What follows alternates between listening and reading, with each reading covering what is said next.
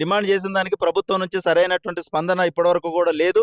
కేవలం వాళ్ళు బలవంతంగా భూసేకరణ చేయాలనేటువంటి నిర్ణయానికొచ్చి, బలవంతంగా సంతకాలు పెట్టించుకుంటున్నప్పుడు, మేమందరం కూడా గత్యంతరం లేక గౌరవ హైకోర్టుని ఆశ్రయించడం జరిగింది. హైకోర్టు వారు మాకు స్పష్టంగా ఆర్డర్ ఇవ్వటం జరిగింది. 2013 భూసేకరణ చట్టాన్ని అమలు చేసి వాళ్ళ భూములు సేకరించండి. లేదా వాళ్ళని ఒప్పించి వాళ్ళ భూములు సేకరించండి. అప్పటి వరకు బలవంతంగా వాళ్ళ భూములు సేకరించొద్దని చెప్పి మాకు కోర్టు ఆర్డర్ ఇచ్చింది. అయినప్పుడు కూడా ఇప్పటివరకు కూడా 6 వారాల్లో సమాధానం చెప్పాలని చెప్పి హైకోర్టు ఆర్డర్ ఇచ్చినప్పుడు కూడా ఇప్పటికి 8 వారాలు అవుతున్నప్పుడు కూడా ఇప్పటివరకు కూడా గవర్నమెంట్ నుంచి స్పందన లేదు. ఇప్పటివరకు కూడా వాళ్ళు కౌంటరు సమాధానం చెప్పేటువంటి పరిస్థితి లేదు. గతంలో మునిగినటువంటి వాళ్ళమే ఇప్పటికి ఇబ్బంది పడతా ఉన్నాం.